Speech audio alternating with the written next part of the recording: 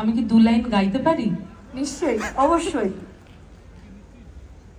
আমি আবার ক্লান্ত পথচারী, এই কাঁটার মুকুট লাগে ভারী, গেছে জীবন দুদিকে দুজনারই, মেনে নিলেও কি মেনে নিতে পারি, ছুঁতে গিয়েও যেন হাতে নাগালে না পাই, এভাবে হেরে যাই যেই ঘুরে তাকাই, কেমন যেন আলাদা আলাদা সব আলগা থেকে তাই খসে পড়েছি প্রায়, কেমন যেন আলাদা আলাদা সব।